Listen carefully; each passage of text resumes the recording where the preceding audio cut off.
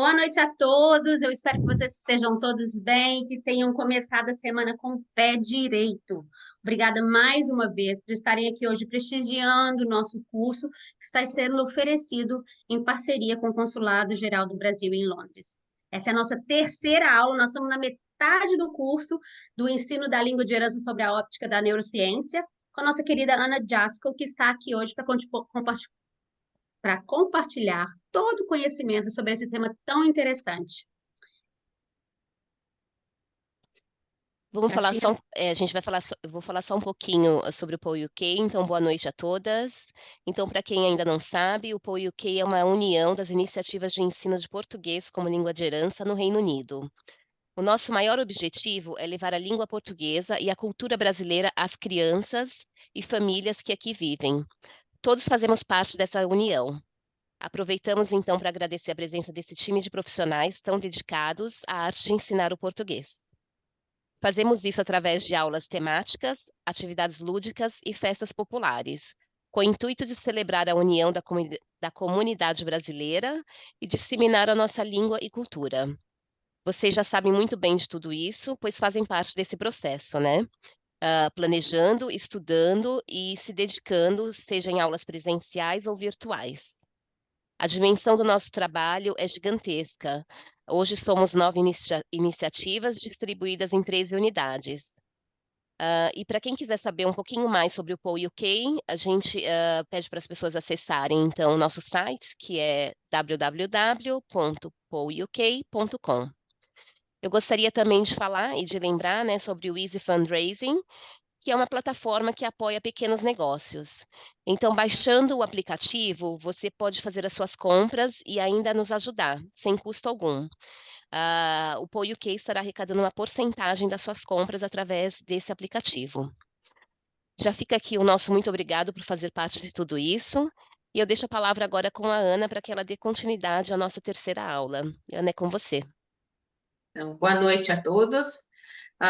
Eu só tentei aqui fazer o share da minha screen, mas está marcado que eu não estou habilitada. Você podia só habilitar, por favor, para eu Vou te poder habilitar sim. compartilhar a tela? Sim. E já. Então, só relembrando, a gente teve já uma aula, a gente falou de aprendizagem, a grande importância é que o nosso cérebro se modifica, né? Ele se altera completamente com a aprendizagem e o nosso comportamento também. Depois tivemos aquela percepção de desenvolvimento e de que a gente faz parte de um universo e que temos também muita coisa dentro de cada um de nós, então todos diferentes. E a aula passada falamos das inteligências múltiplas e hoje eu quero então só retomar esse assunto. A gente já está ensinando só para relembrar com esse vídeo sobre as inteligências múltiplas. Vamos lá. Está aparecendo para vocês? Tá? sim.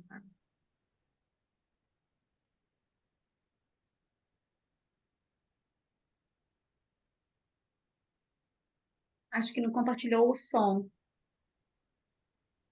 Não está saindo som. Eu imagino que tenha som, né, Ana?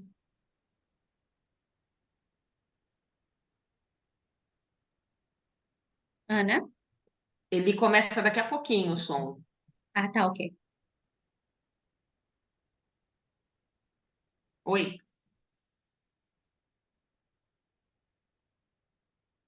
Oi, não está entrando som, Karina? Deixa eu sair e voltar de novo. Não, não tem som. É porque ele começou agora, ele começa com uma batidinha. Tá, deixa eu voltar de novo.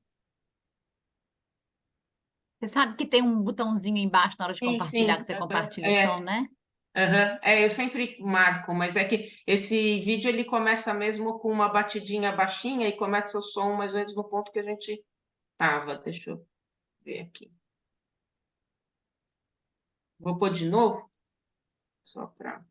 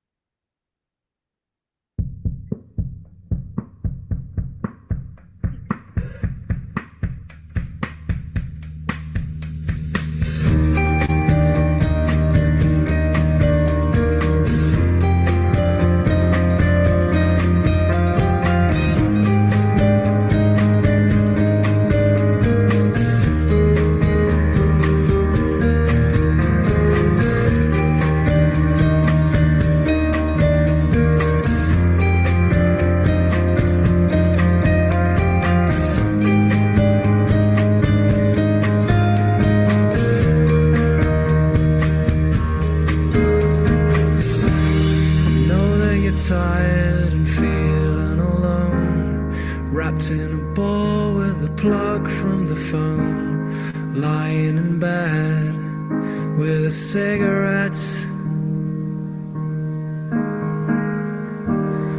All of the flowers have died in the vase. All that we are will remain in the past. It's unresolved, come to think of it. I'm stood by the bed, awake at night, watching the colours taking flight. They are sailing on a long forgotten wave. Oh yeah, yeah. This isn't how it used to be, when all your thoughts and forms were free. Now they seem so lost to me, into these mysteries.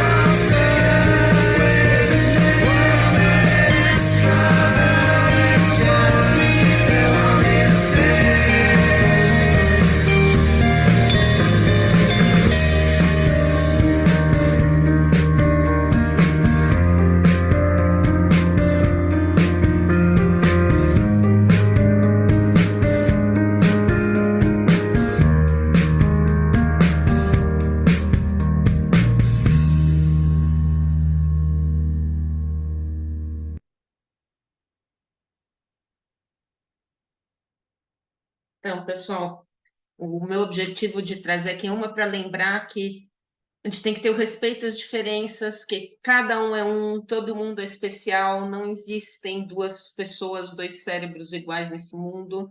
Então, realmente é importante a gente lembrar de tudo isso, né? De respeitar as diferenças e principalmente essa atitude de julgamento e tudo isso que a gente tem que pensar na hora que está com os nossos alunos, nos planejamentos, né? E aí até uma sugestão que eu dou. Às vezes a gente fica pensando em como trabalhar algumas coisas da cultura brasileira junto com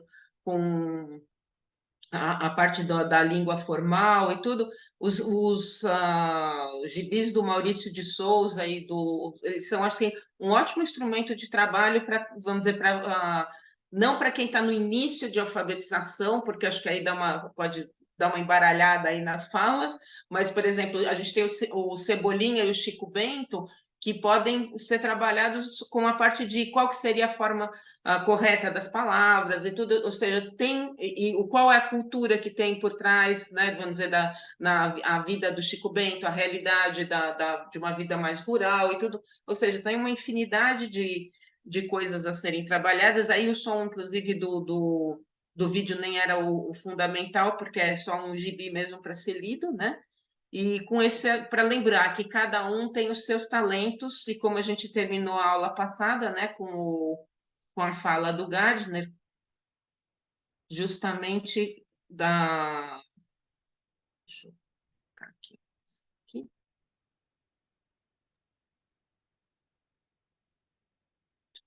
Apresentação.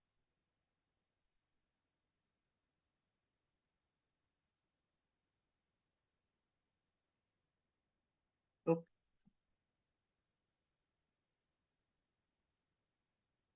meio lento aqui.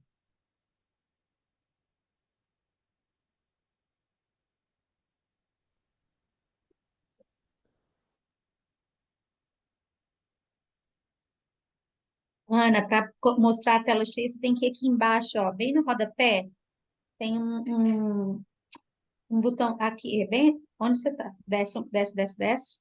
Aqui embaixo, bem no rodapé, tem um, dois, três, quarto botãozinho depois de comentários. Aí, Esse aqui? é, Tá. Tá. Eu sempre pegava pela apresentação lá em cima. Obrigada pela dica. Essa eu não conhecia.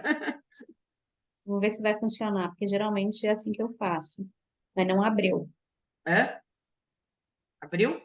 Não, Para mim tá aparecendo tela cheia, mas. aqui não tá aparecendo tela cheia ainda não.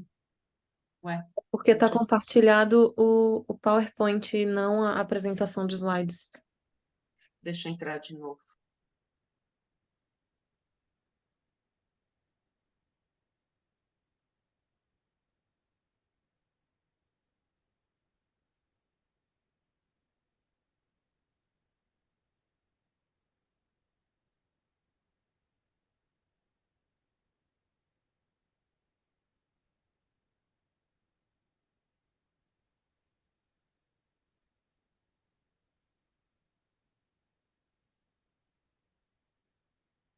Entrou cheia agora? Que para mim aparece como tela cheia. Não sei se para você está aparecendo. Não. Continua não, como não cheio. Vou fechar, então.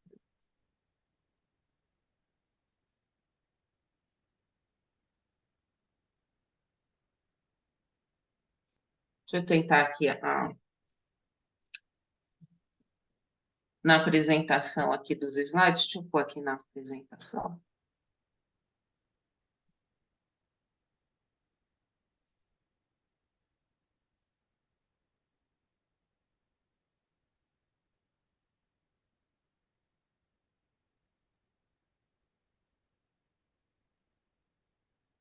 Desculpa, pessoal, não sei porque que não está entrando. Tá tudo certinho aqui.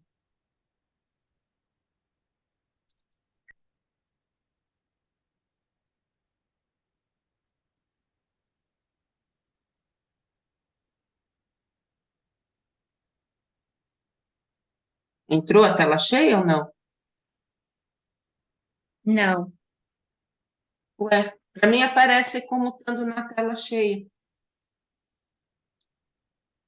Deixa eu abrir de novo. Você não está compartilhando na hora que você vai no compartilhar, você não está compartilhando o PowerPoint, vai estar compartilhando a apresentação? Coloca na sua tela. Então, mas tá aqui, ó, apresentação, tá? Na minha tá, ó, apresentação do PowerPoint. E aí eu ponho para compartilhar e ela tá, para mim entra inteira. Eu estou visualizando ela com a tela Agora cheia. veio. Agora veio. Então, porque eu estava fazendo exatamente a mesma coisa, então entender por que não estava entrando, né? Porque para mim aparecia a tela cheia, né? Então, não... Bom, esse a gente já viu. Agora já deu. Agora entrou. Vamos lá. Então, só para relembrar, né? Então, o que o Gardner fala, que o verdadeiro desafio, né, da educação é justamente lembrar disso, né? Opa, voltou.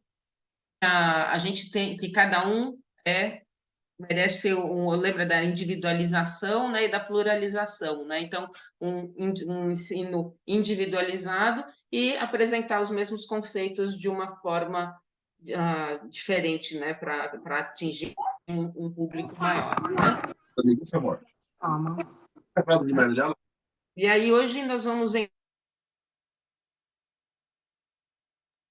Ficou no mudo, Ana. Você mudou, tá no mudo sua fala. Não, mas não é culpa dela, coitada. Só tem que. Ana, por favor, tira do mudo. Aí. deixar no mudo. Agora que apareceu aqui. Não, fui eu quem apertou o mudo, porque tinha gente falando, e aí acabei colocando todo mundo no mudo, mas desculpa. Não, imagina. Então, eu não sei a partir do ponto que eu estava falando, então aqui só relembrando, né? Então, cada um dentro daqueles conceitos que a gente viu na aula passada, e se vocês tiverem alguma dúvida dessa parte de inteligências múltiplas, vocês podem me passar. Eu vi que naquela lista não tinha nenhuma dúvida, nada, mas se alguém tiver, pode ir perguntando que a gente vai respondendo também. E se não, aí eu vou seguir aqui o tópico de hoje. Então, relembrando tudo que nós já tivemos no curso até agora, né? E aí o tópico de hoje, que são as funções executivas. Né? Então, deixa eu só ver aqui, tem umas pessoas. Só dar uma olhada aqui no chat.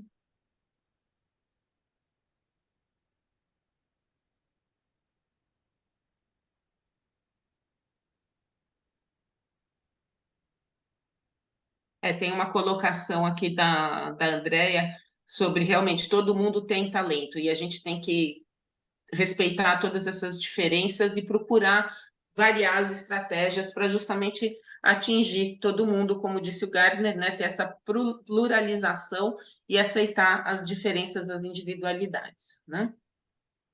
E então, agora seguindo para as funções executivas. O que são funções executivas? As funções executivas, eu gosto desse conceito da Camila Leon.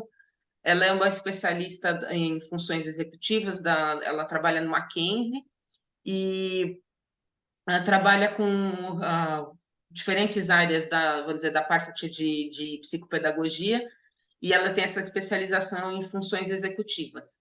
E a definição que ela coloca é que funções executivas são o conjunto de habilidades cognitivas necessárias para a aprendizagem, o raciocínio e a concentração que permitem uma melhor adaptação e interação do indivíduo ao seu ambiente. Tá?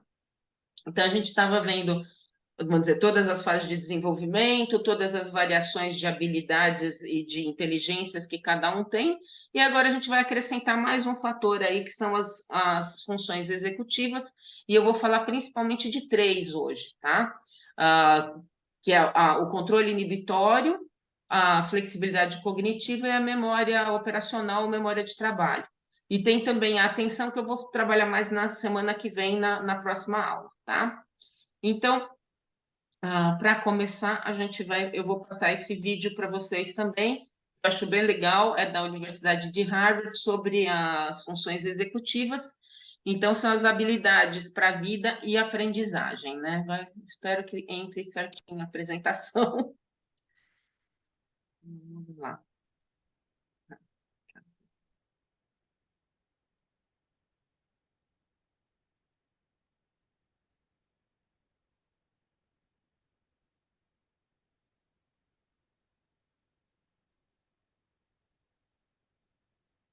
Entrou tela inteira para vocês? Entrou? Espero que tenha entrado o som também. Science tells us that brains, minds, are built, not born. And at the center of this dynamic architecture are a set of skills called executive function and self-regulation. Children's self-regulation and executive function are key ingredients in their lifetime performance. It's not just about learning language or learning numbers or learning colors.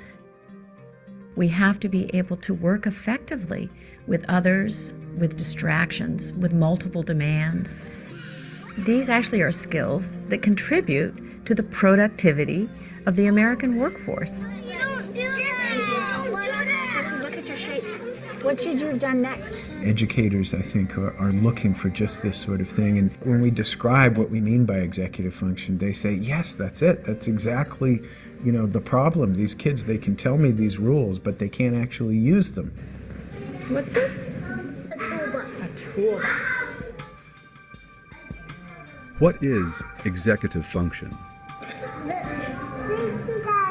Safety goggles. Probably the best way to think about it is sort of like an air traffic control system in the brain. Just like an air traffic control system has to manage lots of airplanes going on lots of runways and really exquisite timing and so on, a child has to manage a lot of information and avoid distractions. We really think of it as involving working memory and inhibitory control and mental flexibility. Take a situation where a child is having to take turns. So first of all, the child has to have inhibitory control. The child has to be able to stop whatever he or she is doing and let the other child take a turn. Cute. But when it's your turn again, you also have to remember what it is you're supposed to be doing. So that pulls on working memory. If the children who are taking the turns after you do something unpredictable, you have to be able to adjust what you're going to do next. And that requires mental flexibility. Children who are struggling with these capacities often look like children who just aren't paying attention, or children who are deliberately not controlling themselves. If you don't have self-regulation, you act out and the teacher puts you in timeout, and so then you miss part of the learning that's going on, and then you are more upset because you're behind, and so you act out, and so you get this downward spiral. How does executive function develop? 7 and plus 4. In little children, and even in the infant and toddler years, you begin to see the roots of executive functioning skills. What's going on in our brains is unbelievably intricate and complicated. The prefrontal cortex, or the front third of the brain, is important for executive function. But it's more than just prefrontal cortex. This region doesn't act alone. It's involved in controlling your behavior through its interactions with all other parts of the brain. The brain goes from a situation where you've got nearest neurons communicating very strongly with each other and ignoring the rest of the brain, to these widespread networks that are connecting these different areas. Executive function changes over the life course. It improves radically over the first few years. I got a match prime. It continues to improve throughout adolescence. It's not until early adulthood that you have the adult-type networks that are very strongly activated that connect different brain regions together. Let's take notes. Also, we believe that executive functions can be trained. It's just like going to the gym. So the more you practice in these areas, the stronger the capacity is likely to become, because you're hoping to strengthen those neural connections. You're at 24. Slowly but surely, you're going to be able to step back And that child's going to go into the world with these skills where they can get along with other people, change rules, and they can be flexible, and they can accomplish new things, and they're unafraid. I got bit by my dog in my arm. Oh dear. If we don't learn these skills during the childhood and adolescent years when they're coming online, we are really ill-equipped as an adult to hold a job, to maintain a marriage, to raise children, to get along with each other, to basically be part of a civil society. You're okay.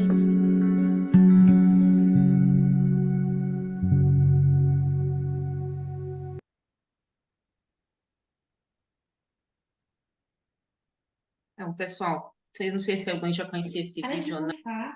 Já conhecia Bateu o funções pé. Tá me dando agonia. Bom, então não sei se vocês já conheciam esse vídeo ou não, mas eu gostaria que vocês parassem para pensar um pouquinho no tipo de aula que apareceram vamos dizer, quais são os tipos de aula que vocês viram no vídeo.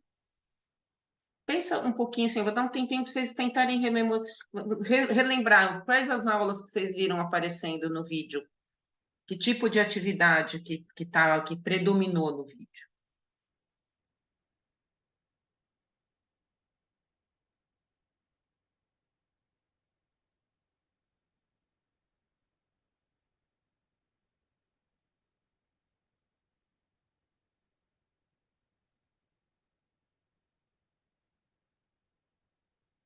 O pessoal está aqui. Estou dando uma olhada aqui no chat que vocês estão colocando.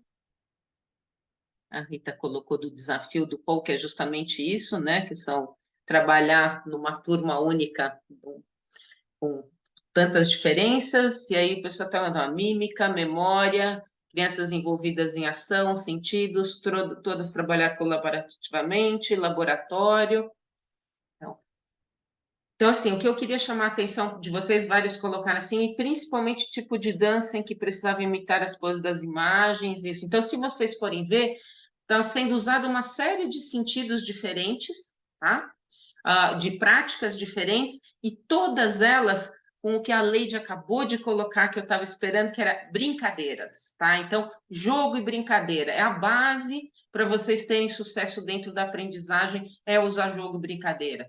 É a ludicidade. E a melhor forma de desenvolver vamos dizer, as funções executivas e envolver o maior número de crianças e tudo em diferentes formas de trabalho é através de jogos e brincadeiras. Vocês podem ver que no vídeo não aparece uma aula formal, não tinha nenhuma professora sentada passando o vídeo ou coisa assim, apontando coisa. Estavam todas as crianças em ação mesmo, estavam envolvidos, é bem mão na massa mesmo, né? Então, acho que esse é um ponto-chave defendido pela neurociência no quanto a ensino e a aprendizagem, é o uso de brincadeiras, é o uso de jogos, tá? E a gente vê que as funções executivas mostram isso claramente, né? Os trabalhos com funções executivas, todos os conceitos envolvidos levam a isso. Na aula que vem eu vou entrar com mais detalhe nisso, mas hoje a gente vai focar mais nas funções propriamente ditas,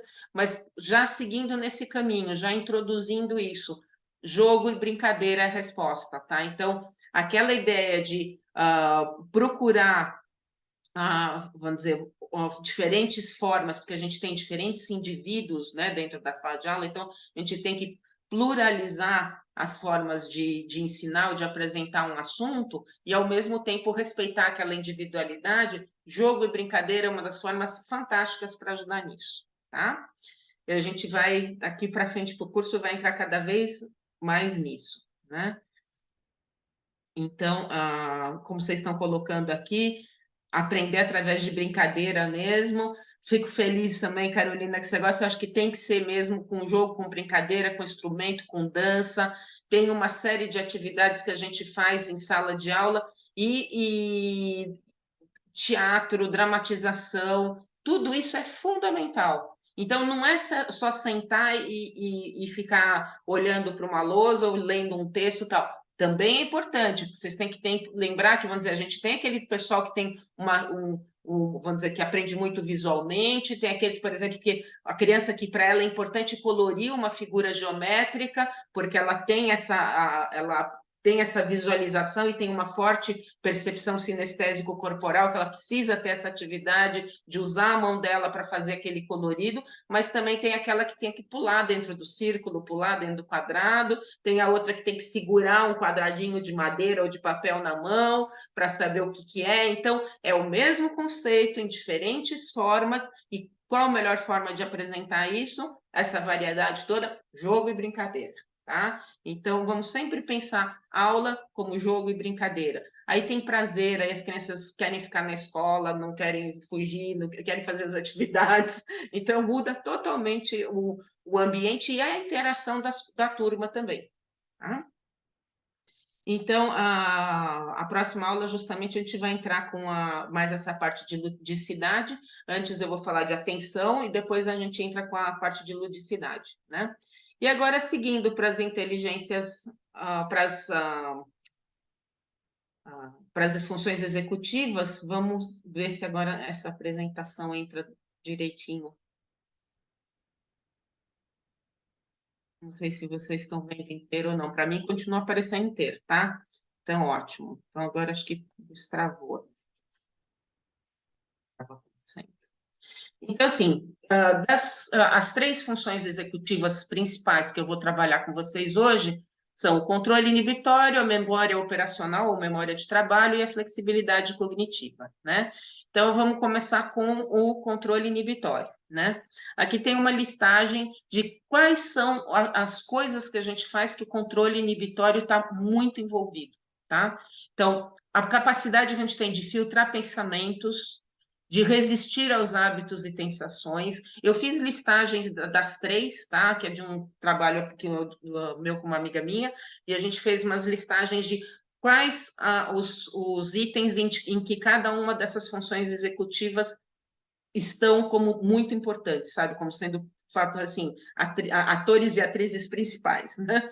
Então, filtrar pensamentos, resistir aos hábitos e tentações, suprimir distrações, ou seja, trabalhar o foco, saber prestar atenção, ser persistente, controlar a atenção, controlar as emoções, comportar-se adequadamente, fazer o que é necessário, pensar antes de agir, resistir a estímulos, pensamentos ou lembranças indesejáveis, escolher o que deve ser focado, aguardar a gratificação, suprimir informações estranhas ou negativas e iniciar tarefas no momento adequado. Acho que todo mundo conseguiu visualizar um aluno em cada um deles e até a gente mesmo em vários desses itens, né? Então, eu pelo menos consigo me ver várias vezes aí onde estão as minhas dificuldades e onde tem as facilidades, né? Porque a gente tem... Esses são os fatores onde o controle inibitório está envolvido, né? E tem alguns que a gente faz com facilidade e tem outros que não, né? Então, a gente tem que, vamos dizer, quem trabalha com escola regular também, pensar nisso o ano inteiro, né? De tentar trabalhar todas essas funções, sempre desenvolver o máximo possível, porque hoje, inclusive, uma melhor qualidade de vida quando a gente estiver na terceira idade depende das funções executivas, tá? Isso já tem sido trabalhado, inclusive, nas casas de repouso e nas clínicas e tal, o pessoal trabalha e continua estimulando e trabalhando funções executivas, mais como um exercício, porque elas definem essa qualidade de vida e até postergam a demência e todas essas questões. Então, são básicas, são itens fundamentais para a gente trabalhar, e esses 3 que eu selecionei são os pontos-chave, né? E aí, então, agora eu não sei se vocês devem conhecer, que é um vídeo do teste do marshmallow.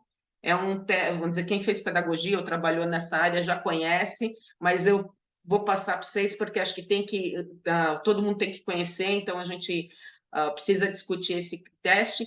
E esse teste ele foi feito há muitos anos atrás, mais de 30 anos, e é muito interessante que o trabalho que esse grupo fez, eles fizeram o teste do marshmallow e depois acompanharam o desenvolvimento das crianças que participaram do teste do marshmallow e viram o sucesso deles como profissionais na vida adulta, e realmente quem demonstrou mais controle inibitório no teste do marshmallow foi mais bem sucedido profissionalmente ou que eles encontraram na vida adulta, tá? Então, eu vou passar o teste de Marshmallow para todo mundo poder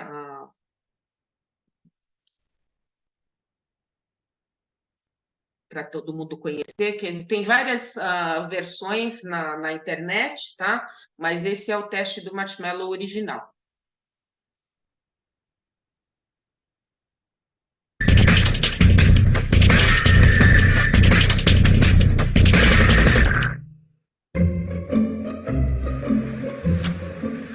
Okay, sit in that chair.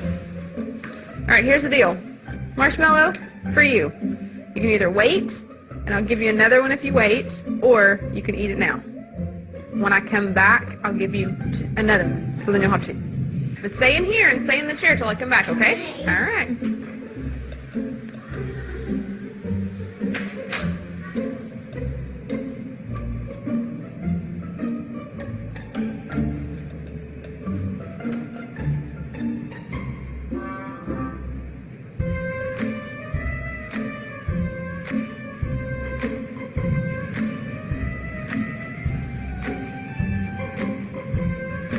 I'm gonna go do something and then I'll come back. It smells yummy. Oh, it smells really good.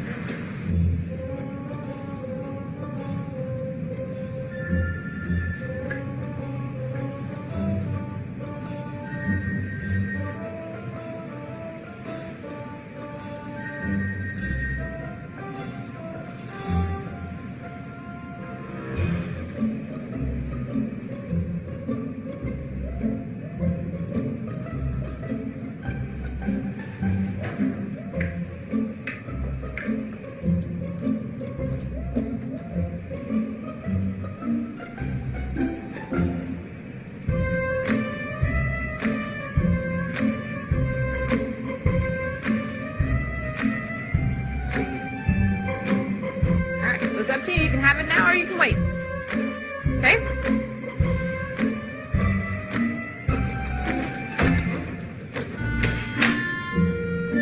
I'll be back. Stay in the chair, okay? Okay.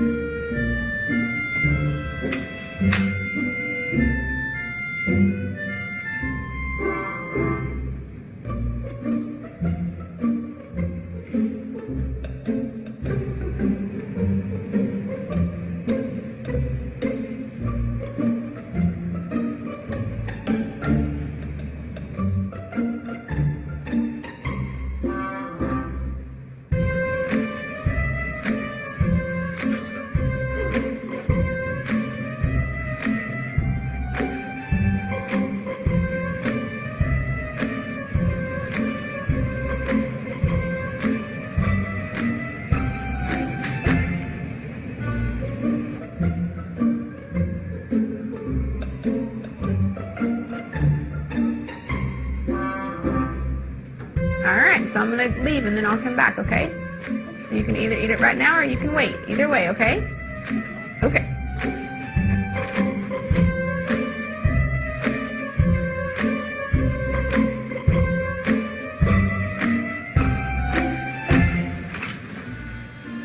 How'd you do?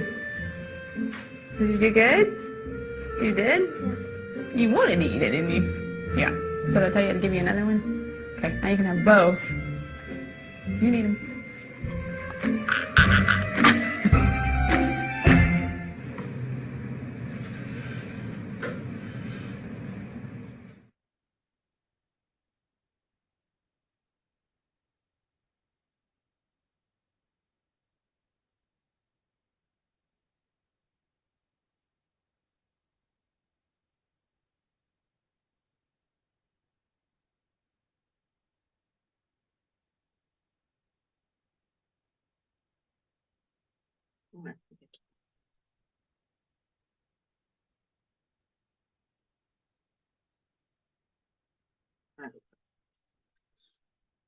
Então, pessoal, que vocês já conheciam, não conheciam o teste?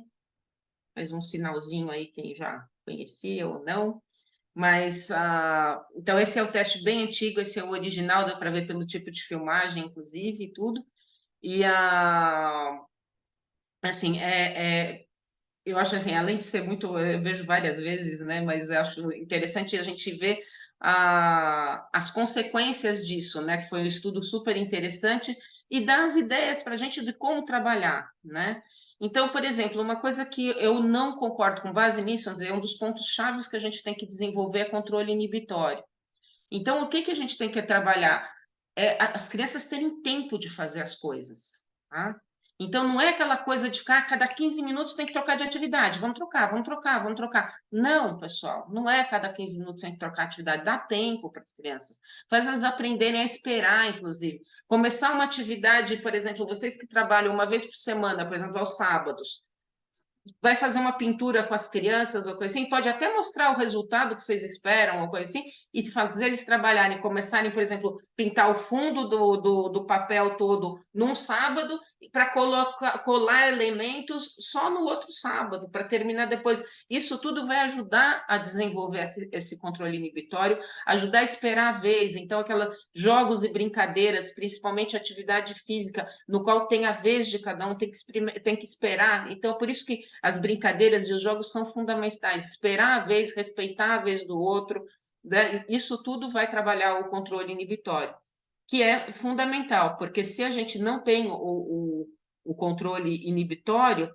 tem um problema sério, que é a falta dele, né? Que é justamente o que eu vou mostrar para vocês agora, que é a listagem do que o que acontece com a falta do controle inibitório. Como que a gente consegue ver a ausência de controle inibitório ou o controle inibitório vamos dizer, como que ele vai atuar na vida de cada um, tá? Só antes de entrar, vi que tem várias coisas no chat aqui, vamos ver só, dar uma olhada. A Ilane está perguntando se isso funciona para crianças 2 e 4, terminar na próxima aula. Funciona muito bem com os pequenos, porque eles vão começar a aprender, tá? Mas você pode usar com todas as idades, diferentes graus, tá? Sempre com diferentes... Por exemplo, até pode ser começar uma história, terminar uma história, vamos dizer. Então, tá todo mundo contando. E como é que será que continua? Deixa para a próxima aula. Então, uma atividade que até eu sugiro que é assim, bem legal, com base nessa pergunta da Helena, por exemplo, faz um círculo, coloca as crianças, por exemplo, vamos inventar uma história. Então, você começa assim, era uma vez um cachorrinho, por exemplo. O seguinte tem que falar, então, que morava na rua tal, ou então que tinha um amigo, e assim cada um vai falando uma frase e, de repente, você tenta direcionar para um áudio de uma história e corta aí, e na aula que vem vocês vão continuar. Isso é uma forma de você trabalhar o controle inibitório também com crianças maiores. Então, sempre assim, o grau de dificuldade da atividade adaptado à idade das crianças ou dos adultos envolvidos, né? Porque isso você pode fazer, inclusive, com adultos também. Então, voltando aqui, acho que está aparecendo a tela para vocês. Então, aqui uma listagem então, que nós fizemos sobre o déficit de controle inibitório. Então, o que acontece com uma pessoa que está que está precisando desenvolver o controle inibitório? Isso muitas vezes com aquele caderninho de observações que a gente comentou, que até a Silvia perguntou na primeira aula, né, de como que a gente faz essas observações. Naquele caderninho de observações pode ter muita dica para vocês descobrirem se está tendo um problema nesse aspecto. E aí, se tiver com isso, vocês podem trabalhar, inclusive envolver família e tudo, nessa necessidade de desenvolver o controle inibitório. Então, como que você identifica isso? Crianças com comportamento impulsivo, que valorizam prazer ou recompensa acima de qualquer coisa, então, levando até comportamentos errados. Então, por exemplo, que nem aqui eu coloquei indulgências em prazeres. Então, acham que pode roubar, que pode trair, que pode fazer coisas erradas, desde que consiga aquilo que quer, né? Procura de gratificação imediata, abandono de tarefas desafiadoras ou não desejadas. Então, aquelas crianças que desistem de qualquer jogo. Eu, por exemplo, tenho uma pessoa na minha família que, quando era criança, não, assim, começava a brincar de stop, por exemplo. Estava jogando stop, via que estava perdendo, não vou brincar mais, parava. começava a jogar um jogo tabuleiro, percebia que estava perdendo, parava. Então, no próprio jogo, abandonava tudo. Então, isso é um tipo de mindset, é um ponto que você... então, tem que trabalhar o controle inibitório dessa criança, porque tem que aprender que, vamos dizer, não pode abandonar tudo, ela tem que ser perseverante, né? E isso está relacionado com o controle inibitório. Respostas automáticas e precipitadas de comportamento, como também de matéria, de respostas do assunto que está sendo trabalhado. O abandono de metas de longo prazo, ou seja, tudo só muito rápido e tudo na hora, nada de futuro. Reação excessiva aos estímulos, incapacidade de esperar, procrastinação e engajamento de comportamentos de risco, tá? Em comportamentos de risco. Então, esses são fatores que demonstram bem que a pessoa, no caso, que está demonstrando esse tipo de comportamento, precisa desenvolver o controle inibitório.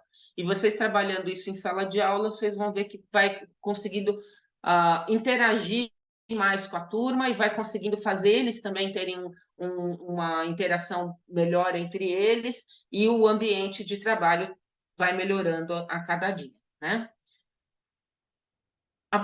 O próximo item que agora a gente vai passar, tem alguma dúvida de controle inibitório? Eu vou interromper aqui a apresentação, só para saber se tiver alguma dúvida, vocês podem colocar, ou então abre o microfone e fala se tiver alguma coisa. Então, dessa parte inicial de funções executivas até controle inibitório. Alguma dúvida, uma colocação, pergunta que vocês queiram fazer? Só uma colocação aqui, na era de hoje, acho que tem que redobrar esse aprendizado, porque tudo é assim, ó. Os vídeos são assim, você pisca, o negócio já está aparecendo, né? Exatamente, isso se levantou muito bem, é um problema sério, inclusive, que o pessoal está trabalhando com esse problema da dependência de tela, porque você tem uma estimulação visual pelas telas muito grande, então as crianças já têm vamos dizer, esse vício, vamos dizer, de ter que estar toda hora mudando de imagem, mudando de coisa, mudando, e o controle inibitório vai ficando para trás. Então, tanto que, vamos dizer, tem reflexos seríssimos, se vocês forem ver o índice de suicídio, por exemplo, entre jovens. Tá? E as coisas do Instagram, da internet, até porque as coisas acontecem muito rápido, né? A pessoa pisca e a edição de vídeo já vai lá para frente. Então, a criança não tem o discernimento de entender que aquilo foi feito por trás. E aí muito complexo.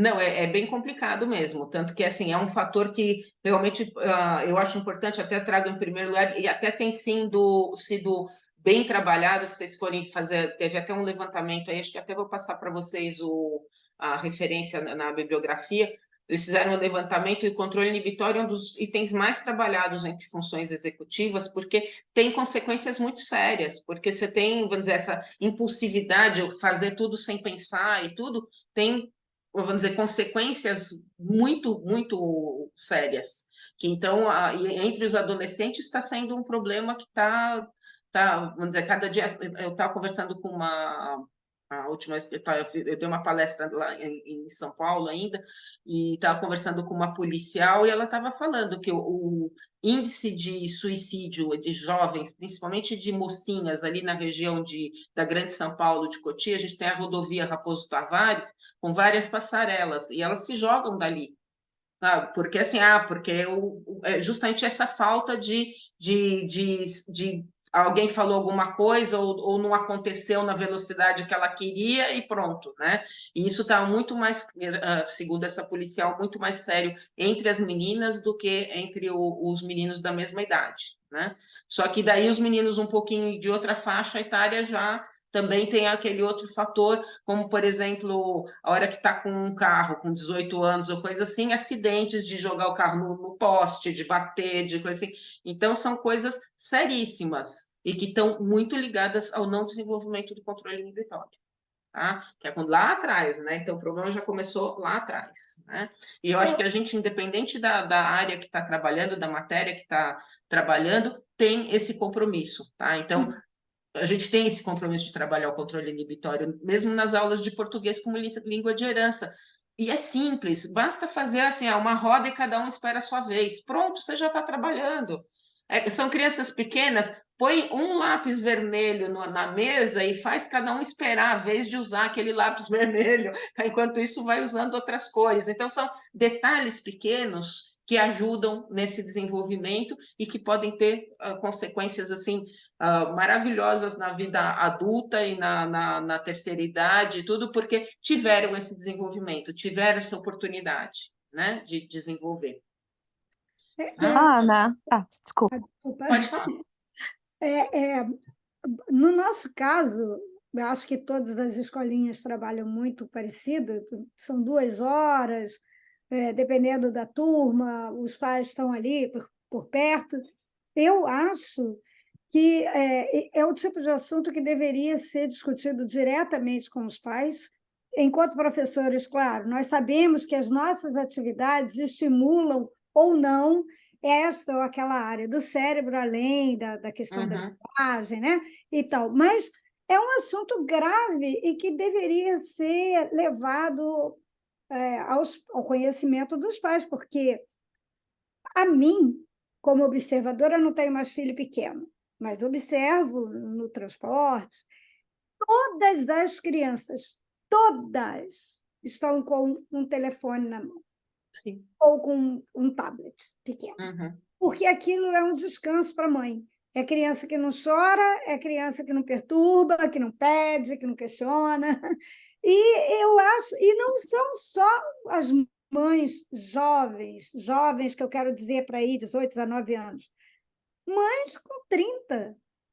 E que nós sabemos que vem de uma geração que não tinha esse telefone na mão.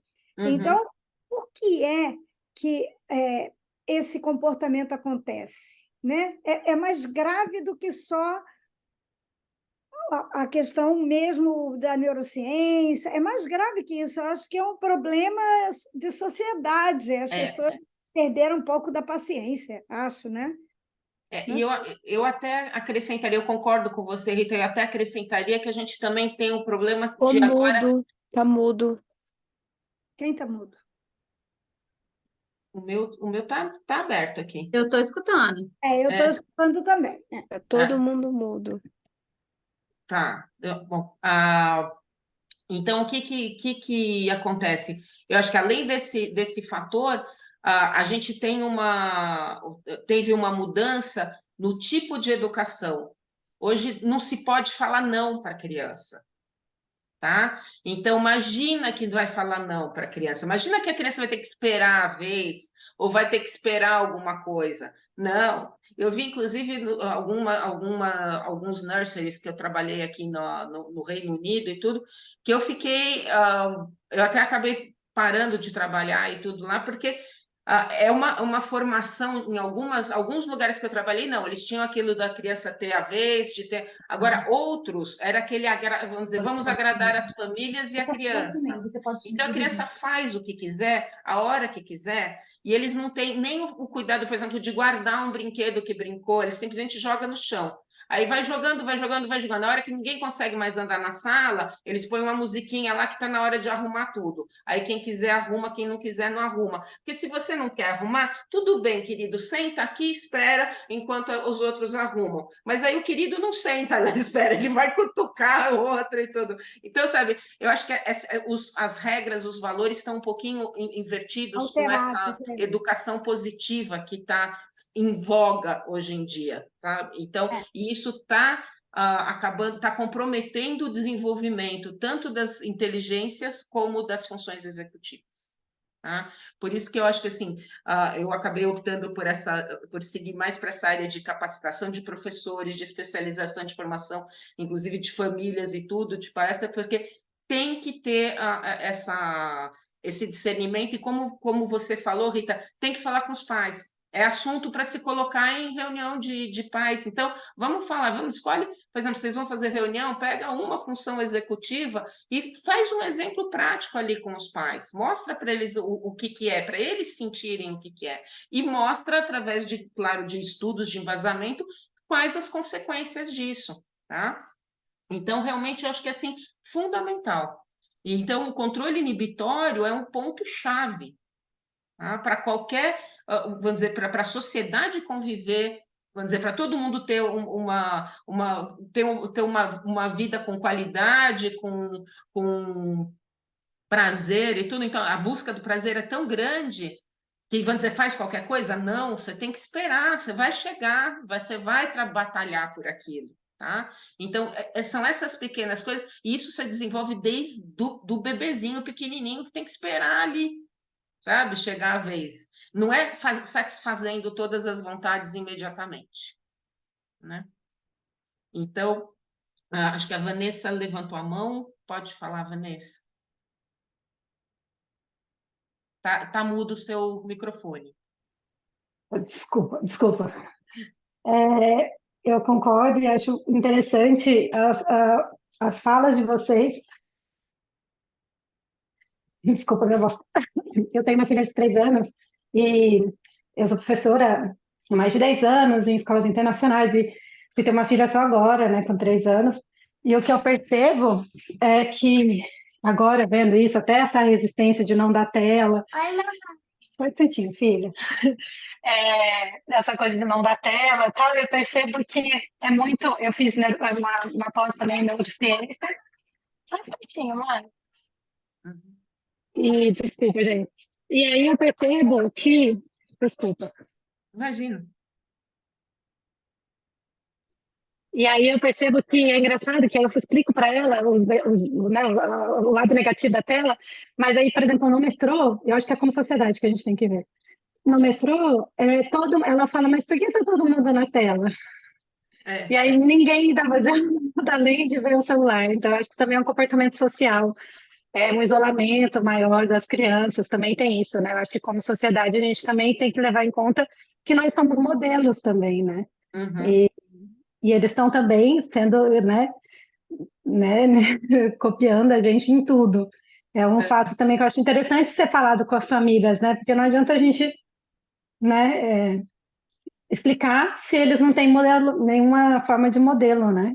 É isso, desculpa. Não, imagina, tá ótimo. Acho que é bem isso que você colocou mesmo. Tem que ter o modelo, sabe? É envolver todo mundo. E realmente o problema é aquela velha história. Tem até um livrinho de um carneirinho, não sei se vocês lembram da Maria Vai com as Outras. Aquele livrinho eu acho muito legal trabalhar com as crianças, para mostrar que você pode ser diferente e é legal ser diferente. Você não precisa sempre fazer tudo o que está todo mundo fazendo. Não é porque todo mundo está se jogando do penhasco e quebrando a perna, você vai se jogar do penhasco e quebrar a perna, sabe? Exato. Então, Tem é mostrar outro isso, fator, Ana. que as diferenças são legais e que a gente tem que valorizar e trabalhar essa resiliência da criança de resistir, que a hora que alguém chegar e fala assim, nossa, mas você não tem o celular? Não tenho, porque meus pais não querem, porque... o que você faz no fim de semana?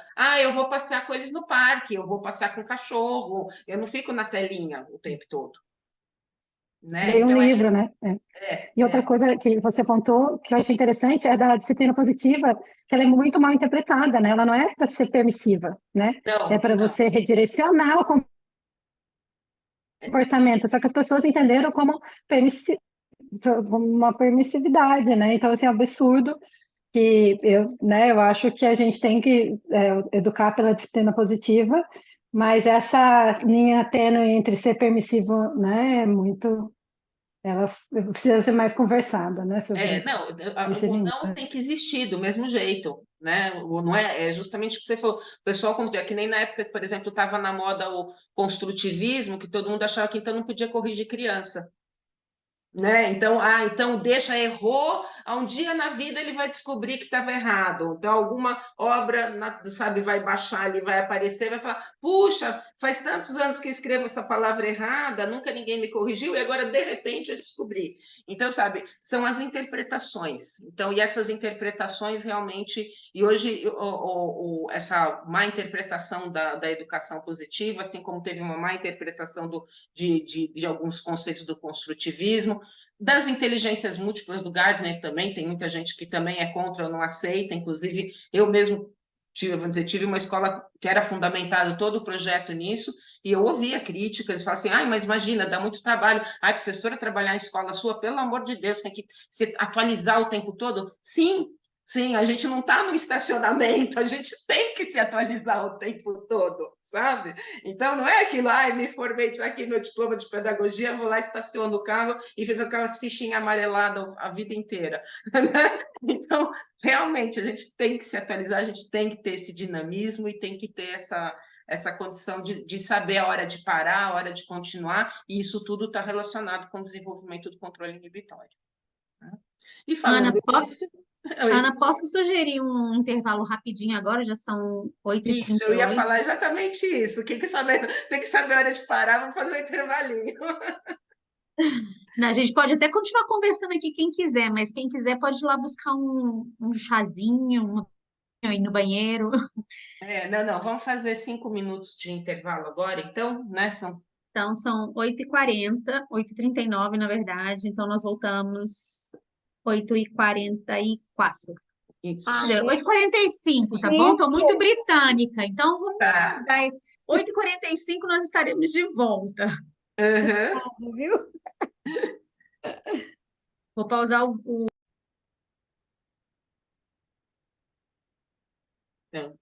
Tá dando uma olhadinha aqui no chat e é bem isso que vocês estão colocando também. É tudo uma questão muito de interpretação, né? E aí, então, agora seguindo para o ponto seguinte de funções executivas, que eu acho que é um ponto que é relevante também, que é muito importante, que é uma das 3 principais funções, que é a memória de trabalho ou a memória operacional, né? Então, vamos ver se agora se entra aqui. Apareceu para todo mundo? Então, tá. Agora tá. Então, vamos lá. A memória operacional. Da mesma forma que eu fiz com o controle inibitório, eu fiz aqui uma listagem sobre a memória operacional, memória de trabalho. Então, às vezes, vocês vão de memória de curto prazo, mas, assim, geralmente essa é a memória que a gente usa na hora que está fazendo alguma coisa, né? Então, quais os pontos que a gente tem essa memória sendo usada e que ela precisa estar desenvolvida para que essas atividades sejam bem-sucedidas, né? Então, por exemplo, compreensão da linguagem falada. Se a pessoa não compreende a linguagem, peraí, repete, ela está tendo, é um indicativo de uma falha na memória operacional, na memória de trabalho. Compreender texto. Tem muita criança que às vezes vocês veem, está lendo, vai lendo, tal, de repente não lembra nem o que leu no começo do parágrafo, ou no começo da página. Então, aí, a mesma coisa, tem que estar com a memória de trabalho bem desenvolvida. Fazer cálculo mental, organizar a informação, traduzir a instrução em planos de ação. Então, pegar um cronograma, vamos dizer, uma listagem, chegar e fazer aquilo que está. Então, seguir aqueles passos, né? E, às vezes, assim, muitas vezes vocês podem até falar assim, ler alguma coisa e depois ver quem consegue repetir, quem consegue lembrar aquela sequência. Então tá, então primeiro nós vamos pintar de azul, depois a gente vai recortar fazer umas bolinhas verdes, depois nós vamos recortar uns retângulos marrons e tal. Aí você fala, o que era que a gente vai fazer primeiro? Volta naquilo, né? Tipo, tem aquela sequência, vai retomando com a criança. E a mesma coisa, às vezes eu dou um exemplo simples, mas sempre penso que qualquer desses exemplos pode ser trabalhado em qualquer faixa etária, de acordo, vamos dizer, vocês vão dificultando a atividade, né? Vai adaptando a faixa etária. Considerar alternativas, incluir novas informações em planos de pensamento ou de ação, identificar a relação entre ideias. Então, você não consegue fazer relação de ideias se você não tiver com a memória operacional bem desenvolvida. Identificar conexões entre coisas ou fatos não relacionados. Ou seja, eu ouvi uma notícia ontem e ouvi outra hoje. Puxa, olha, uma tem a ver com a outra. Então, não precisa estar naquela sequência, que é um ponto que hoje em dia tenho sentido muito com as crianças, que existem umas falhas nisso. Se não está naquela sequência direta e lógica, essa conexão muitas vezes é esquecida, justamente porque acho que vem desse imediatismo, de estar tudo sempre tão de bandeja, tudo tão na sequência, que quando eu preciso parar para relacionar uma coisa com a outra, tem uma falhazinha muitas vezes aí, né? Então, identificar as relações entre as ideias, as partes de um todo, incorporar conhecimentos e experiências passadas na tomada de decisão, identificar alterações em padrões e imagens e gerenciar o tempo efetivamente. Então, como vocês podem ver, aqui é uma sequência, como eu falei, a gente trabalha desde os pequenos e até vai exercitando isso na vida adulta, e muita gente, inclusive adulto, tem dificuldade em gerenciar tempo efetivamente, tem dificuldade de incorporar conhecimentos e experiências em tomada de decisão. Então, não é uma coisa que é só dos pequenos, não, é da vida toda, tá? Então, realmente tem que lembrar que esse desenvolvimento da memória operacional é fundamental, e para a gente ter as nossas atividades, as nossas aulas bem desenvolvidas, a gente tem que estar com isso, com as crianças com a memória sendo trabalhada e sendo desenvolvida. Mais uma vez, até como sugestão da Rita também, vamos envolver os pais, falar da importância disso, vamos fazer, sabe, uma brincadeira super simples que qualquer mãe pode fazer em casa. Então, olha, pôs a mesa ali, tem 5 objetos na mesa. Fala para a criança, ai, olha, dá uma olhada nessa mesa e tal. Ah, então vê, agora vai olhar alguma coisa ali. A criança vira, você tira um objeto. Qual objeto que está faltando? Tá? Então, aí você vai estar trabalhando a memória e a atenção. Então, são duas coisas ao mesmo tempo e a criança está brincando. Pode ser, sei lá, na hora de pôr a mesa para o jantar. Tudo bem, um monte de gente hoje come-se com o prato no sofá, mas quem sabe, pô, sabe? Tipo, pedir ajuda, trocar coisa. Uma atividade que as crianças adoravam fazer. Faz um círculo e todo mundo, um observa o outro, e alguém daí você troca, vamos dizer, uma criança sai daquela roda e alguém troca de lugar. Então, trabalhou a memória. Quem que trocou de lugar? Identifica quem trocou de lugar. Sabe? Então, à medida que você vai trabalhando isso, a gente tinha um grupinho na escola que eles chegaram num ponto tão grande que eles começaram a trocar algum objeto, assim, tipo uma pulseira, ou um casaco, ou o tênis, ou alguma coisa assim, porque o trocar só de lugar já estava batido, todo mundo já tirava de letra. Então, eles começaram a pegar coisas assim, mais meio que escondidas, assim, sabe? Uma coisa, detalhes maiores. Então, você vai desenvolvendo isso e brincadeira, e todo mundo dando risada, sabe? Porque então o outro pegou e vestiu o casaco ao contrário. Nossa, é uma farra aquilo, né? Então, e está sendo trabalhado, isso que é um fator super importante, né? E aí, como uma atividade para a gente treinar a nossa memória operacional, eu vou ler vou ler uma historinha aqui para vocês, e vocês vão fazendo as contas e vamos ver o resultado que vocês vão chegar, tá? Então, todo mundo preparado, prestando atenção. Então, tinha um ônibus, tá? Na primeira parada, subiram 4 passageiros. Na parada 2, subiu um passageiro e desceram 4. Na parada 3, subiram 3 passageiros e não desceu nenhum. Na parada 4, subiram 2 passageiros e desceram 3. Na parada 5, não subiu nenhum passageiro e desceu 1. E na parada 6, subiram 4 passageiros e desceram 2. Quantos passageiros tem no ônibus?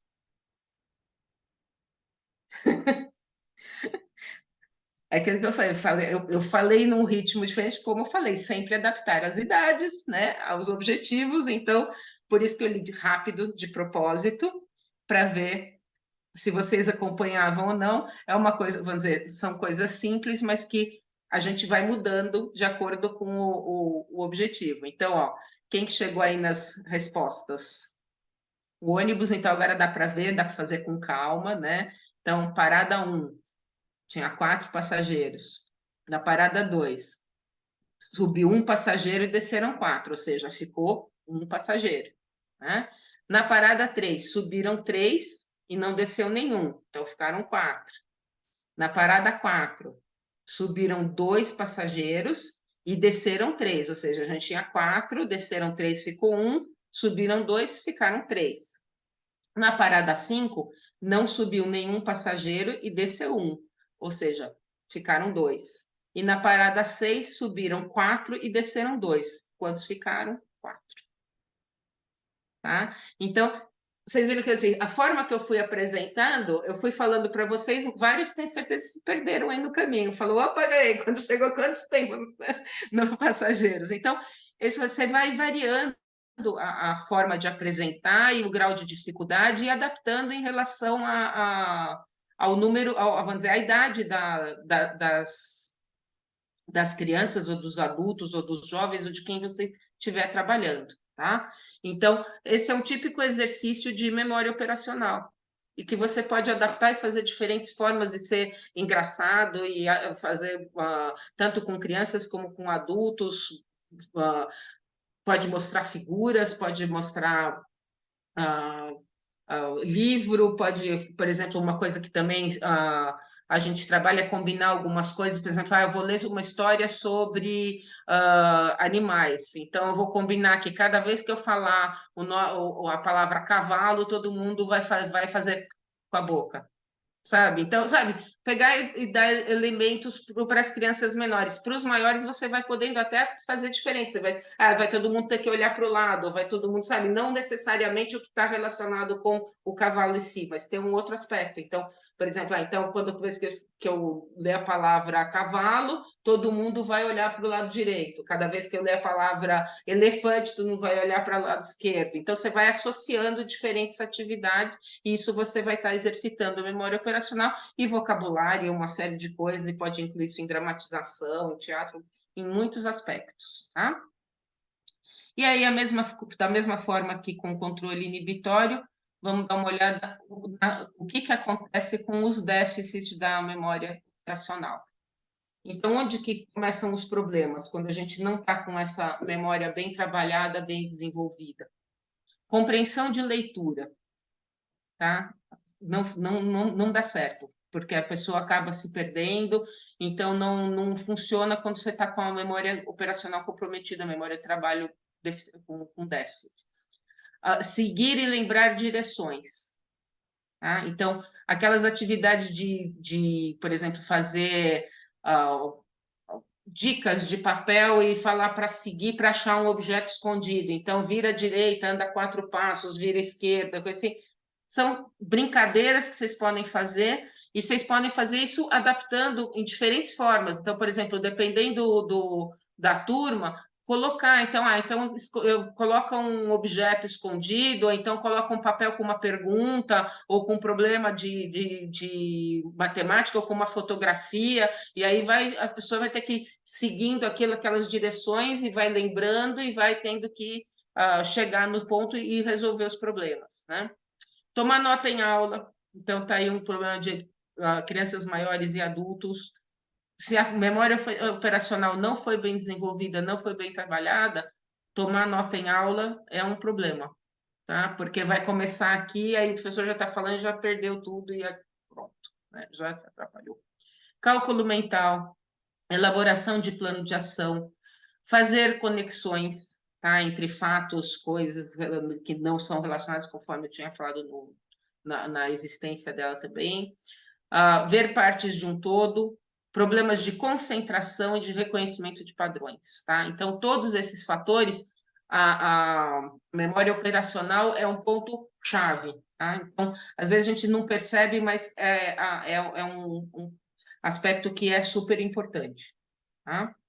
De lembrar, então, e vamos dizer, desde de jogo e brincadeira, conforme eu falei, joguinho de memória, sim, claro, mas vocês podem usar em outras formas de adivinhar, outros tipos de atividades para trabalhar a memória operacional e principalmente observar as crianças se estão apresentando esse problema ou não, tá? Porque para ter o ensino bem sucedido e a aprendizagem também, a gente tem que identificar esses problemas, né? Alguma dúvida nessa parte de memória operacional? Tudo tranquilo? Então, vamos seguir para a terceira, função executiva. Essa eu adoro, flexibilidade cognitiva. Eu acho que está, assim, fundamental, está super ligada com a criatividade, com a imaginação. Então, a flexibilidade cognitiva, essa é uma listagem também que eu fiz de onde que a gente percebe, vamos dizer, ela atuando. Interpretar informações de diferentes maneiras, alterar perspectivas espacialmente, alterar perspectivas interpessoalmente, aceitar e adaptar-se a mudanças, resolver problemas, ajustar-se a prioridades alteradas e aproveitar oportunidades. Então, olha a importância disso, né? Quanta gente não perde oportunidade na vida, mesmo na vida adulta, por não ter uma flexibilidade cognitiva bem desenvolvida, por ter medo de mudança, por ter medo do novo, né? Então, formas de exercitar e de manter isso sempre, inclusive coisas que a gente como adulto pode fazer, que ajuda, como eu disse, para uma terceira idade com qualidade. Escovar os dentes, você sempre escova com a direita? Escova com a esquerda. Tenta fazer isso, vê como é difícil. É extremo. O nosso cérebro, ele gosta de rotina, ele gosta de ficar acomodado. Então, muda. Então, o caminho que você faz da sua casa para o trabalho é sempre o mesmo. Muda. Dá a volta no quarteirão. Começa para o outro lado.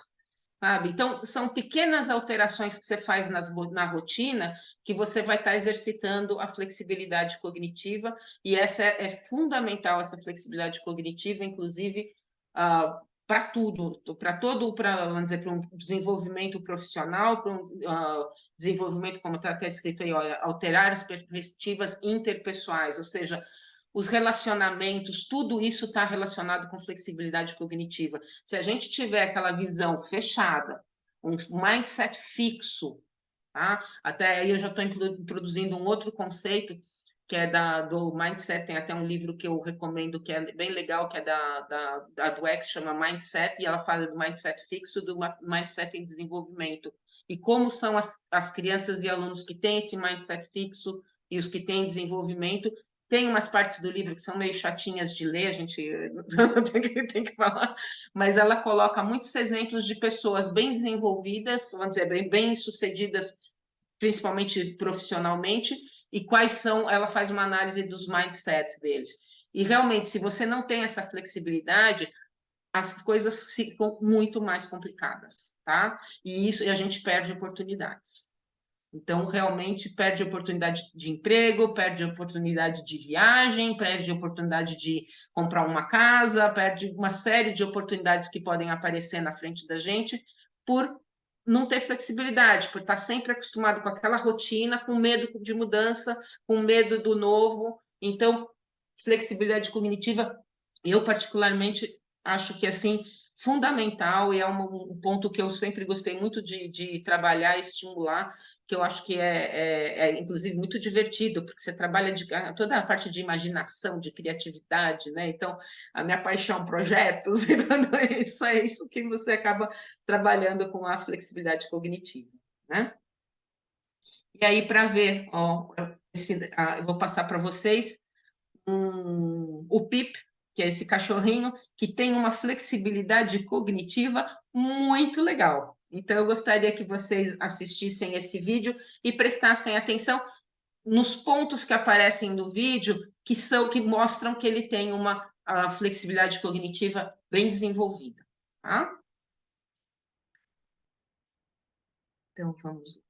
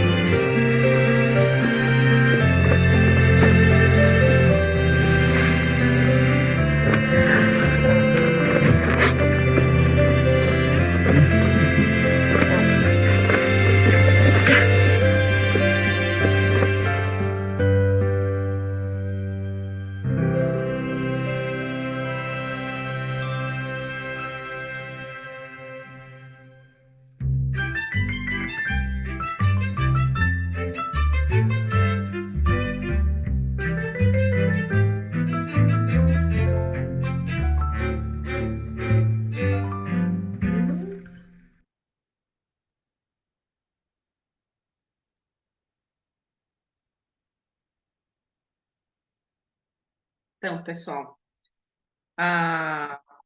o desenvolvimento cognitivo. Ops.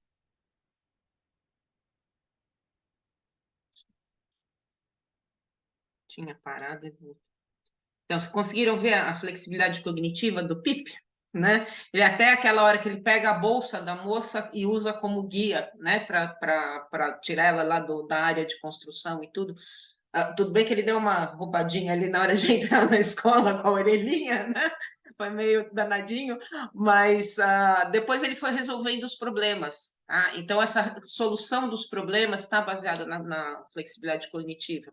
Então, tudo bem, ele não conseguia alcançar direito na carteira, ele fez a pilha de livros, ele não conseguia apertar o botão de cima, ele pulava e apertava com o focinho. Então, isso demonstra flexibilidade cognitiva. Eu acho o desenho bonitinho e eu acho que dá para a gente pensar e ver que pensar nos nossos alunos e na sala de aula. Muitas vezes a gente não vê que está precisando ajudar eles a terem flexibilidade, que muitas vezes uma atividade não está sendo bem desenvolvida ou alguma coisa por uma falta de flexibilidade, por uma falta de perceber que, por exemplo, a criança tem dificuldade de segurar um lápis, ou que que o jovem não aguenta ficar sentado naquela cadeira do lado daquele outro amigo, ou coisa assim, porque eles tiveram uma discussão ali na hora do intervalo, ou alguma coisa assim. Então, esse feeling de perceber que tem pessoas que conseguem resolver com flexibilidade, tem pessoas que não.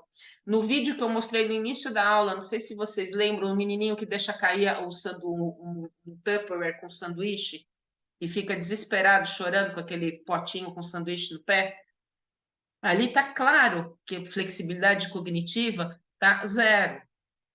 Porque o sanduíche não aconteceu nada com aquele sanduíche. É questão de pegar aquele potinho, abrir e comer o sanduíche.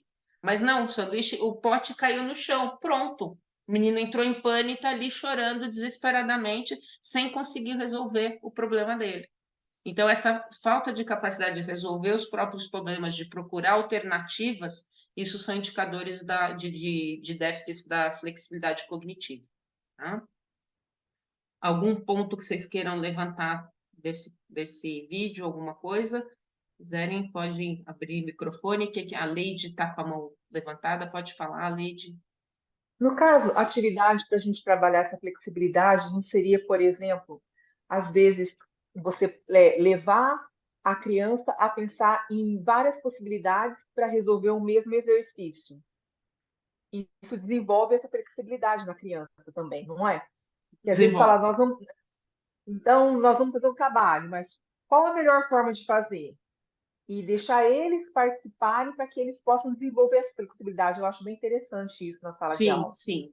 Você pode fazer isso, inclusive, uma coisa que você pode fazer também para trabalhar a flexibilidade cognitiva é, por exemplo, ler uma história e separar. Cada grupo tem que, vamos dizer, cada dupla de alunos ou cada aluno, dependendo do número de crianças que tem, mudar o final, sabe? Então, vamos ver como é que a gente poderia mudar esse final.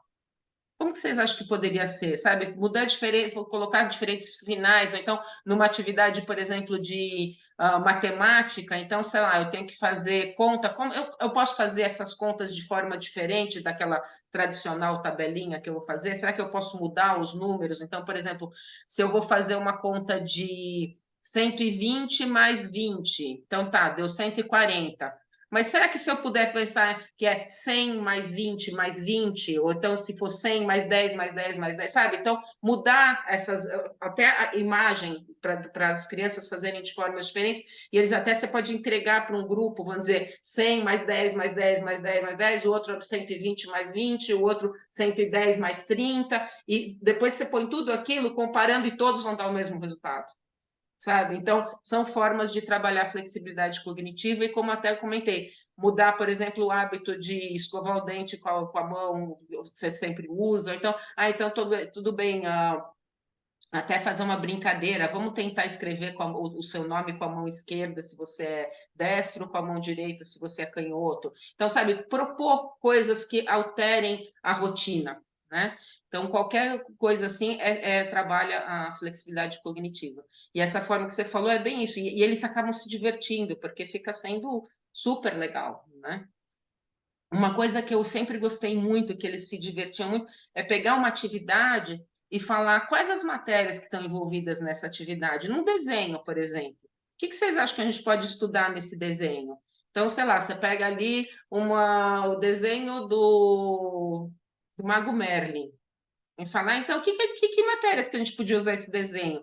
Eles vão usando a criatividade, a imaginação, ou seja, você está desenvolvendo a criatividade e a imaginação e, em paralelo, trabalhando toda a flexibilidade, porque uma criança que tem vamos dizer, um mindset fixo, uma mentalidade fixa, o que ela vai fazer? Ela vai pensar, não, o Mago Merlin, eu só posso desenhar, pintar ele de azul, porque ele é da história assim, assado. Não. Aí você pode falar, não, olha, eu posso trabalhar as palavras que tem com M, então a Merlin, magia, mago, todas essas coisas. Eu posso trabalhar a história, então, onde que ele aparecia, por exemplo, na história, na lenda do Rei Arthur. Então, sabe, você pode mostrar diferentes itens. Eu até, olhando o desenho, falei assim, olha quanta estrela que tem na roupa dele, eu posso trabalhar matemática. Contar as estrelas. Então, sabe, você vai envolvendo, mas fazendo com que eles te deem esse retorno. Sabe? Então, para que então, olha, uma mesma coisa a gente pode usar para tanta coisa diferente. Então, essa visão alternativa é muito legal, né? Porque daí eles começam a ver diferentes aspectos, né? Então, uma vez eu lembro, por exemplo, levar eu levei uma vez um ninho de passarinho que tinha caído com o vento. E eu levei para a sala de aula e falei assim, olha o que eu trouxe para vocês verem. Todo mundo, um ninho de passarinho. Eu falei, então, um ninho de passarinho. Por que será que está aqui na minha mão? E deixei eles chegarem à conclusão de que, vamos dizer, com o vento caiu. Então, e aí o que vocês... Então, como é que a gente pode trabalhar esse vento? A gente pode escrever um poema, a gente pode escrever uma história. Vamos fazer uma música sobre o ninho? Vamos tentar descobrir qual é o passarinho que faz esse tipo de ninho? Será que existem outros tipos de ninho? Então, o passarinho, o que é? Ela é dentro da classificação biológica, é uma ave, é um mamífero, ou seja, você vai ampliando esse leque de uma forma linda, e isso vem deles, porque eles vão tendo ideias, porque eles vão falar, então, porque caiu porque alguém derrubou. Daí o outro vai falar, não, porque ventou muito ontem. Então, sabe, eles vão relacionando isso e vão fazendo essa discussão, e isso trabalha a flexibilidade cognitiva, e eu acho que é um exercício que, vamos dizer, no caso de vocês, no português como língua de herança, enriquece o vocabulário de uma forma, assim, incrível. Eles vão estar tentando bater papo e falar, e dar alternativas, né? Não sei se respondeu tua questão aí, Leide, tranquilo? Então, mais alguma coisa que vocês queiram colocar? né? Então, deixa eu dar uma olhada aqui no chat. 3 métodos diferentes em matemática, isso é sempre importante.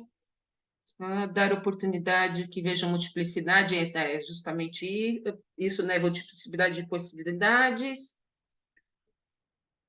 E essa ideia de criar em cima do objeto, que é mais ou menos o que eu estava comentando agora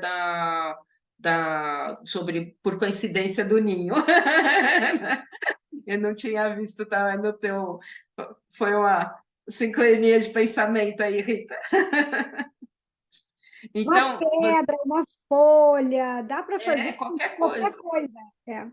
Qualquer coisa. Inclusive, uma coisa que é legal, muitas vezes até para envolver, fala assim, então, semana que vem, vamos dizer, uma pessoa vai trazer um objeto e contar sobre aquele objeto, ou por que trouxe, aí na outra semana o outro traz, aí o outro traz, sabe? Então, aí você até vai trabalhar, por exemplo, com os menores controle inibitório, porque todo mundo vai querer trazer na semana que vem, vai ter que esperar a vez. Então, sabe, você acaba tendo todos esses aspectos, né, e aí explicar o porquê que trouxe, pode fazer uma adivinhação do objeto que trouxe, então colocar dentro de uma caixa e as crianças fazem perguntas do que cor que é, se é mole, se é duro, se é vegetal, se é animal, ou seja, você tem uma série de fatores para trabalhar, e sempre que você está trabalhando partes de um todo, ou que você está trabalhando alternativas, ou que você está trabalhando coisas fora da rotina, que você está usando criatividade, mas não, você está trabalhando flexibilidade cognitiva, né? Por isso que eu falo, é a minha parte paixão aí, que eu acho que é um trabalho super rico, né? E se for ver, vamos dizer, jogos, brincadeiras, né? Porque alguém comentou aqui que dá aula de educação física e tudo, é riquíssimo, né? Porque você tem que ter uma flexibilidade, por exemplo, um jogador para um time para vencer, quanto não trabalham flexibilidade cognitiva para perceber as jogadas que podem ter e ter aquela, vou dizer, precisa da flexibilidade para, quando está com o time adversário, perceber qual é o estilo de jogada para poder mudar o próprio estilo que foi, a própria rodada, vou dizer, jogada que foi combinada e tudo, para adaptar, ou seja, em todos os fatores da nossa vida, a gente usa flexibilidade cognitiva. Então, eu acho que essa é uma função executiva, assim, básica e que a gente precisa desenvolver bastante, né? E aí, a falta dela também tem consequências bem desastrosas, né? Deixa eu passar aqui.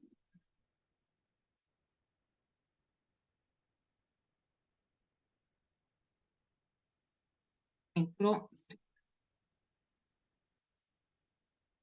E aí, então, o déficit da flexibilidade cognitiva, que eu acho que é um pensamento rígido, que é, como eu disse, é um pensamento rígido, leva a gente a perder muita oportunidade, leva até a não se realizar, muitas vezes, por causa de medos e por causa de medo da mudança, medo do diferente, né? Ou de não aceitar ideias novas, mas sempre tomando cuidado também para interpretar corretamente, como a gente falou lá dos itens que são muito mal interpretados, né? Então, não confundir as coisas, né? A flexibilidade cognitiva, se você tem um déficit nela, você tem uma dificuldade de argumentação. Então, por mais razão que você tenha de alguma situação, você não vai conseguir argumentar, você não vai conseguir mostrar os seus pontos para convencer a outra pessoa, ou para mostrar para essa outra pessoa de como que é ou deixa de ser. Então, vocês imaginam se, por exemplo, tiver um advogado com baixa flexibilidade cognitiva, defendendo alguém num julgamento. É um desastre, né? Porque ele tem que ter essa flexibilidade de argumentação, principalmente porque o outro advogado vai falar alguma coisa, então ele tem que usar aquilo para mudar, ou seja, tem que ter essa rapidez de raciocínio, de pensamento, né? Então, respostas negativas às mudanças de planos e de horários, esse mostra um déficit de flexibilidade cognitiva. Então, aquela pessoa que fica apavorada porque está dirigindo e apareceu um desvio. Pronto, a rua está fechada, acabou. Se apavorou, para ali, senta, chora, sabe? Tem pessoas, inclusive, que acabam tendo crise de ansiedade quando tem alguma mudança dessas. Então, tem consequências sérias na vida adulta também, né? Dificuldade com demanda variável, incapacidade de alternar tarefa, ou seja, tem que começar uma e terminar para começar outra, não consegue por exemplo, esperar, como eu disse, a tinta de um papel secar para poder voltar naquele trabalho depois, né? Vai ter que pintar e ficar parado ali esperando a tinta secar, não vai poder fazer mais nada, tem que ficar olhando a tinta secar. Então, sabe, essa dificuldade, né? A resistência às mudanças e a incapacidade de alternar entre abordagens, né?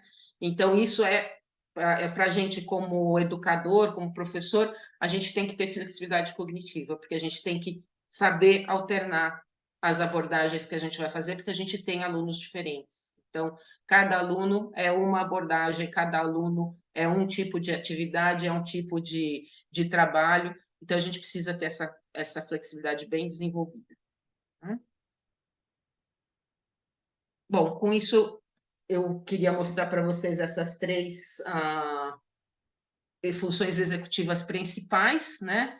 E só para ir concluindo aqui, como esse é um gráfico do desenvolvimento das habilidades das funções executivas, né? Então, como até no vídeo mesmo uma das entrevistadas falou, você percebe no próprio bebê as raízes dessas funções executivas, né? Então, esse gráfico mostra aqui o desenvolvimento das funções executivas. Olha a importância dessa faixa da infância, dessa faixa inicial, inclusive na adolescência, quando elas vêm a todo vapor. Então, é esse o momento que a gente fala que a hora que eles estão, nesse momento, com as telinhas na mão, eles estão perdendo muito desse desenvolvimento, tá? Por isso que eu sou, assim, bem... o pessoal até fala, isso é muito radical com as telas e tudo. Sou, porque eu vejo todas essas consequências, porque aí são consequências de desenvolvimento neurológico, desenvolvimento cerebral. Então, aqueles momentos todos que eles estão ali nas telinhas, eles estão perdendo oportunidades de desenvolver flexibilidade cognitiva, de desenvolver controle inibitório, de brincar com os outros, de se socializar, de desenvolver memória, de ser feliz, sabe? Eu acho que é aquela coisa de brincar com os amigos, né?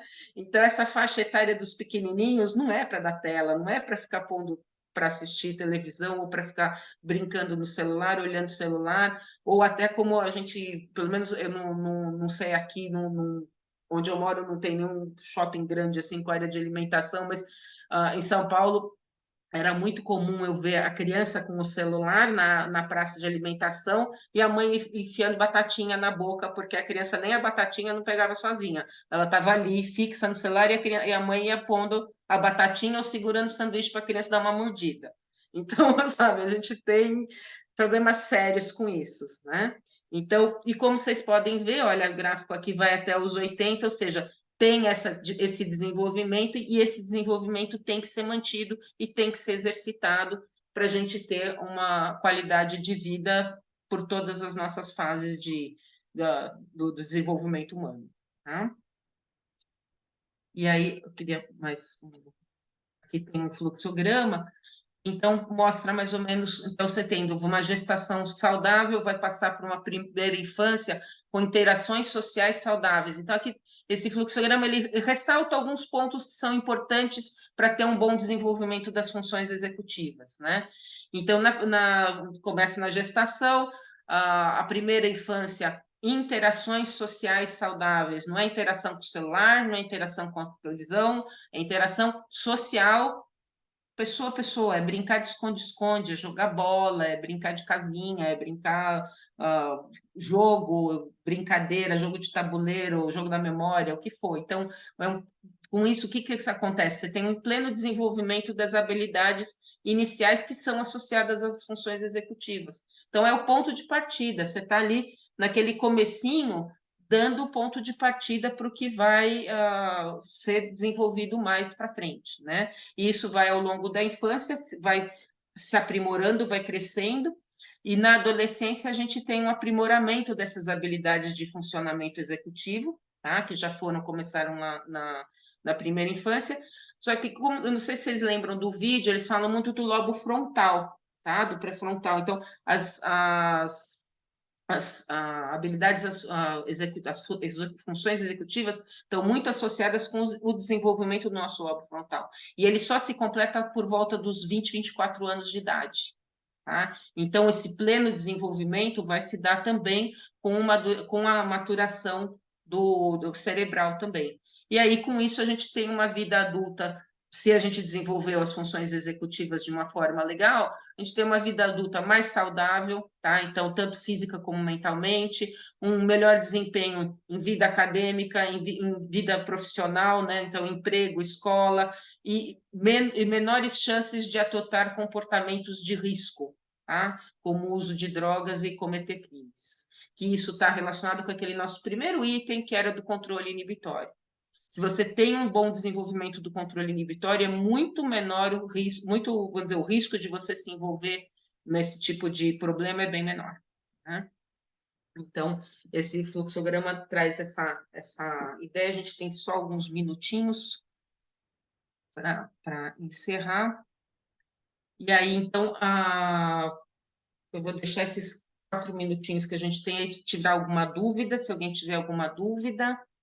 E aí, na próxima aula, eu vou trazer para vocês uma revisãozinha disso que a gente falou até agora, e aí a gente vai continuar, que daí a gente vai entrar com atenção, tá? Que então, relacionado às funções também executivas, a gente tem os tipos de atenção, o trabalho de atenção, mas eu preferi separar, porque senão acho que é muita coisa, já só ia ter que correr muito, então eu deixei a atenção para a aula que vem. Então, na aula que vem a gente vai trabalhar a atenção e vai ver mais essa parte da ludicidade em si, né?